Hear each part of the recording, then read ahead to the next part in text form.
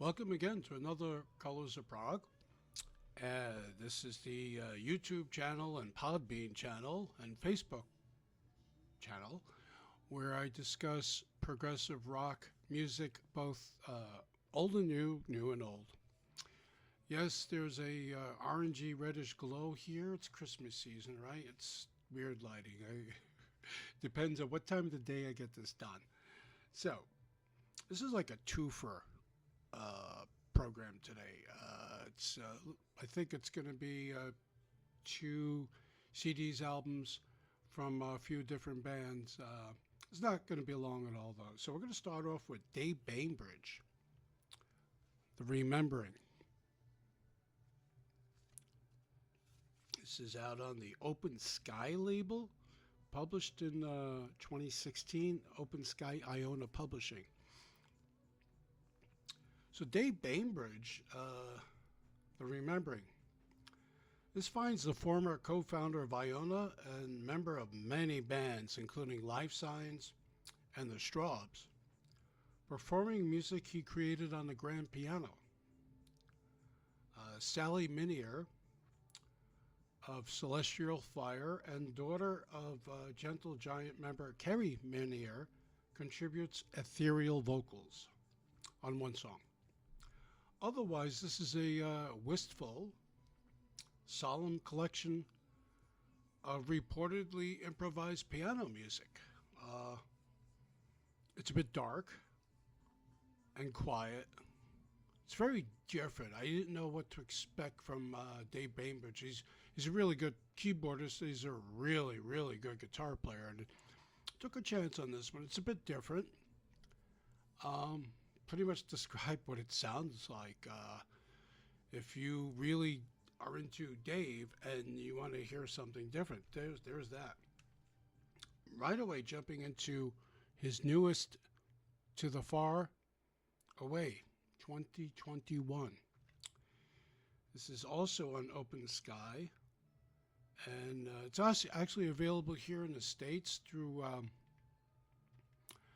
a distribution I will put in the comments section. So there's 13 tracks on this. Actually, there were 12 on The Remembering. So the 13 tracks on this. This is a bit different, this one here. To my knowledge, again, this is Dave Bainbridge's most recent solo album. And it features musicians from his earlier band, Iona, including Troy Donackley, who plays the ukulele, light pipes and whistles, and Frank Van Essen on drums, violin and viola. John Poole from Life Signs, bass players on bass. Sally Minier again on vocals. This is more Celtic sounding, sort of more in that Iona vein. Quite wonderful for that. Really, if you're not familiar with Iona, if you're familiar with bands like Clannad, Fairport, and at times Enya, there's 70 plus minutes of music here. That's just really, really quite good. I would say it mostly resembles one of Iona's later albums, be that as it may. So it's a bit quieter, it's a bit easier, and it doesn't really contain much of that blistering guitar work Dave Bainbridge is known to contribute to other bands. This is more of the prog folk, if you like. Celtic prog, with maybe a tad less in your face, maybe Christian imagery that some people found associated with Iona. I personally didn't have a problem with it. Music's always quite good.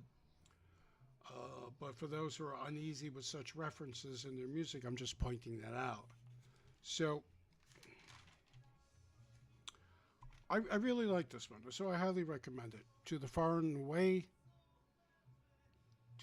Away, Dave Bainbridge.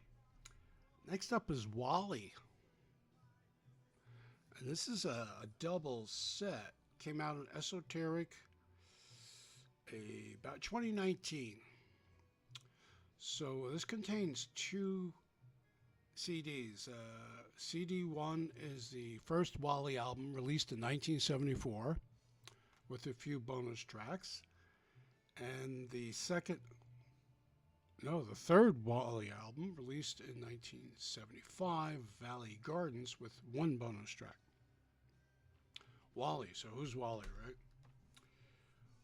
Well, are you ready for some country? Well, not English country folk music, but an English band that played American-style country and Western music, with a tinge of folk rock, classic rock, and a tablespoon of prog. More so on the keyboards, I would say, and especially on the second album, Valley Gardens from '75. So Wally formed in 1971 in the UK. Yes, they are a British band, and toured often in the pub circuit around Manchester and Leeds in the early '70s. The band's penchant for Crosby, Stills, and Nash style sounding vocals and sweeping near symphonic instrumental passages brought them to the attention of Rick Wakeman, yes, who co-produced the first album. Who knew? Brian Lane, who then managed Yes, signed the band to a contract, and Wally actually supported Yes in tours of the UK, Japan, and the US from 74, 75, I believe. By the album Valley Gardens, Nick Glennie Smith, who was co-founder, was replaced by Paul Jarrett on keyboards. And the band took on a more symphonic, proggy type sound, while still adhering to the country rock template somewhat. Keep in mind that the first album only has 6 tracks, but they are long. By the second album, 2 out of the 3 first side songs near the 10-minute mark. And side 2, there's a song that's over 18 minutes long. So it's definitely of interest to anyone with an open mind and varied taste in music. Unfortunately, Atlantic Records could not break the band as a major act in the early days, where the Eagles and bands like Souther, Hillman Fury Band, Poco, and the Flying Burrito Brothers and others were very popular, because Wally had a bit of a different sound. Also, they had these progressive rock leanings contained in their music. So what do you do with a band that plays American-style country sound with English progressive rock influences? It's a bit odd.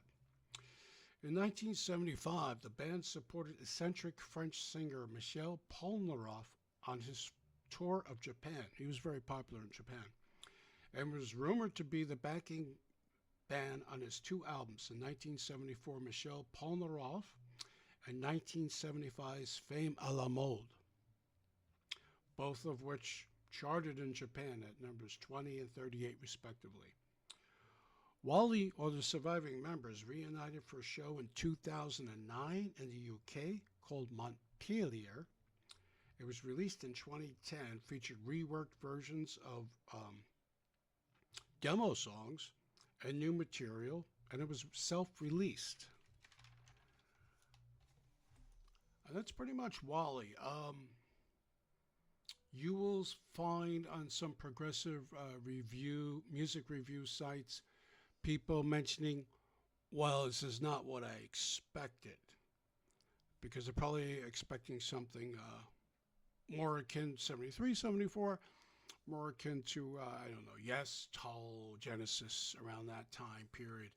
So this is a band is like, I mean, really, sometimes I'm like, hey, that sounds like Crosby, Stills, and Nash. Hey, that sounds like that. And then it's like, hey, that sounds like symphonic Prog with those keyboards. And really interesting band. I recommend them. Do I highly recommend them? I'm not quite sure, but more I listen to it, the more I do like them. So there's that. And we have pattern-seeking animals. We have two of these, actually. We have 2019 prehensile tails, front and back, and only passing through from 2022. So who are pattern-seeking animals? Okay. Let's talk about the debut first. So this prehensile tails, however it's pronounced, features the majority of the members of the still functioning Spock's Beard. Ted Leonard on vocals and guitars, Dave Muros on bass, Jimmy Keegan on drums and vocals, and John Booghill on guitars, mandolin, and synthesizers, with Dennis Atlas on vocals and additional keyboards for the touring version of the band. Atlas, you may recall, is most remembered as once being the singer for the Argentine prog rock band Bad Dreams, and who replaced Gabriel Agudo in the same band at the end of 2017. So having released Noise Floor in late 2018, early 2019, the Spock's Beard album, some of that band's members had enough material but felt that they could do it without Alan Morris, Ryu Okamoto, and Nick DiVirgilio. So Ted Leonard created pattern-seeking animals. Sorry about that. Pattern-seeking animals. Another band, I mean, everybody says it's like Spock's Beard, but it's not. It sounds to me a lot like Spock's Beard. Which is not a bad thing. I like Spock's Beard. And it's just more of it, right? So these two albums are pretty much recorded back to back. The first one, 2019, released in 2020. Sorry about that. That was misinformation. And the most recent one is 2022. So here's the kicker. Don't kill me, but I actually prefer Spock's Beard to pattern-seeking animals. I just found that none of these tunes, there's quite a lot of them, really grab me. I mean, they do that sweet thing on the first album. There's a song called Lifeboat, which is a suite. It has 5 sections and runs 17 minutes. And Soon But Not Today runs 12 minutes. And there are more shorter songs on the second album. And I understand there's a new one coming on the way. It might be a live album. I'm not quite sure about that. I did see them live, and they're a very good band live. I think these two albums also may have been recorded under lockdown during the early days of COVID.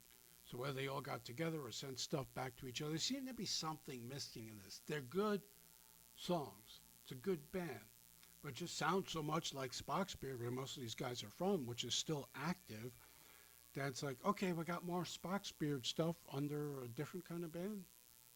Anyway, I know it's a neither here nor there comment for me, because I know a lot of people really like pattern-seeking animals, and so, like everything, maybe it needs to grow on me in time. I know it did not really grab me right away. So I will be back shortly with a end of 2022 roundup of things that old and new that I liked. And so look for that before 2023, which means I got 1 week to come up with that. It'll probably be riffed without notes. Maybe it's better that way. And